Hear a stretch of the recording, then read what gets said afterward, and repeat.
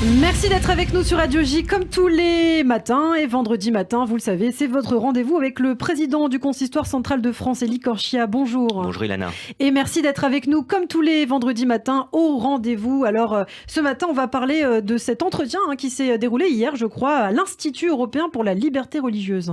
Oui, tout à fait. En fait, cet institut qui a été créé il y a 2 ans, qui est une émanation de la conférence des rabbins européens.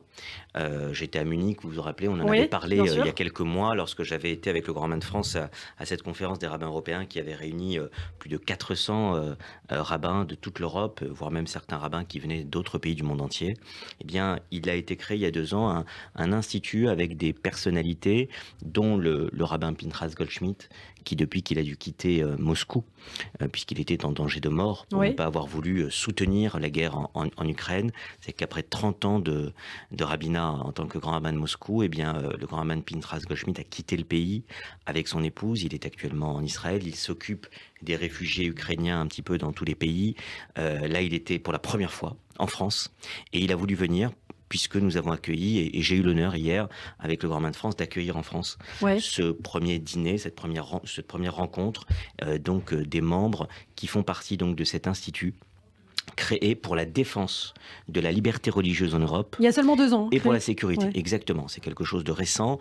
La première édition, la première rencontre sous cette forme de dîner de responsables politiques, la plupart des personnes étaient non-juives autour de la table, bien évidemment, des représentants politiques importants. Alors là, c'était un peu sous l'angle, hier soir, du rapport franco-allemand, pour qu'on puisse avoir un rôle fort à ce sujet. Je vais vous citer 2 personnalités qui étaient là. Armin Laschet, qu'on connaît bien, député au Bundestag, ancien Premier ministre de la Rhénanie, président de l'Institut actuel sur les accords d'Abraham, qui nous a parlé d'ailleurs des accords d'Abraham, et qui était là pour représenter l'Allemagne. Et de l'autre côté, Brigitte Klinkert, ancienne ministre, députée, très active sur toutes ces questions et évidemment particulièrement engagée dans tout ce qui touche au dialogue et à l'action franco-allemande, qui était aussi là pour soutenir cet institut et plus largement la défense de la liberté religieuse en Europe qui est menacée. On l'a vu encore récemment au cours des élections.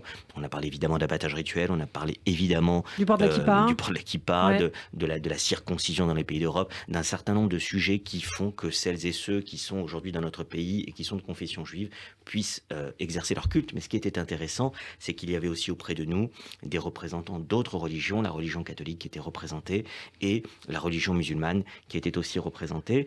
Donc ce qui est important à retenir, c'est que nous avançons sur le terrain européen et j'étais très heureux, aux côtés du grand rabbin Pinchas Goldschmidt et du grand rabbin de France, de pouvoir donc accueillir cette manifestation. Il y avait le représentant du CRIF, mon ami Robert Regenès, directeur, qui était là, le président de l'UEJF. Donc ce que je veux dire, c'est que en dehors des personnalités politiques françaises, allemandes, aussi au niveau du Conseil de l'Europe, j'avais à côté de moi Daniel Holgen, qui est donc au Conseil de l'Europe le représentant aujourd'hui de la lutte contre les formes de discrimination, de racisme et d'antisémitisme. Donc il y a vraiment un travail qui est en train d'être fait au niveau européen et je pense qu'il est fondamental d'agir unis sur ce terrain-là. Alors comme chaque vendredi, Élie, vous nous avez emmené votre conseil lecture du Shabbat et c'est un livre de Léon Ashkenazi, Leçons sur la Torah. Exactement. C'était Ilana la semaine dernière. Je parlais évidemment de cet événement qui a eu lieu hier soir, mais la semaine dernière, dimanche, il y avait le centenaire, le colloque sur le centenaire du rabbin Léon Ashkenazi, Zichrono Tzadik Livracha, qu'on connaît plus communément sous le surnom de Manitou, son nom de totem, au Zei, et donc c'était le centenaire de Manitou. Ce rabbin qui a marqué l'histoire du judaïsme français pendant la seconde partie du XXe siècle. Il avait comme maître Jacob Gordin. Il a ensuite poursuivi les traces de Robert Gamzon, alias Castor, qui était aussi quelqu'un qui a marqué la communauté juive de l'époque. Et puis évidemment, on en avait parlé récemment quand on avait parlé du livre Fascinant Chouchani de Sandrine Swark, qui revenait sur le rôle de Monsieur Chouchani.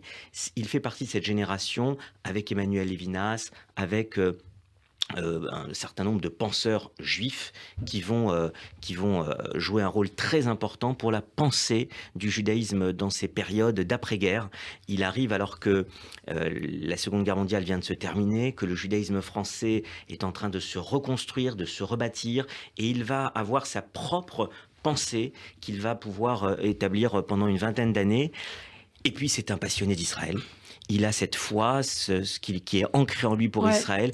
Il ne part pas tout de suite en Israël parce que son père, qui était le grand rabbin en Algérie, lui demande d'accueillir et de faire intégrer tous les juifs rapatriés d'Algérie qui viennent en France. Donc il retarde un petit peu son alia jusqu'en 1967 et puis ensuite il part en Israël, cette deuxième partie de sa vie, et de 67 jusqu'à son décès en 1996, eh bien, il va irriguer de ses connaissances, de son savoir, beaucoup d'élèves en Israël en créant 2 instituts, l'Institut Mayanot et puis ensuite l'Institut Yair en Israël. Ces leçons sur la Torah, je termine par ça, c'est sans doute le livre qu'il faut avoir, le premier livre qu'il faut avoir de Manitou, de Léon Ashkenazi, qui a peu écrit, c'est beaucoup de recueils de paroles, de discours qu'il avait fait, de petites notes qu'il donnait sur des bulletins pendant des années.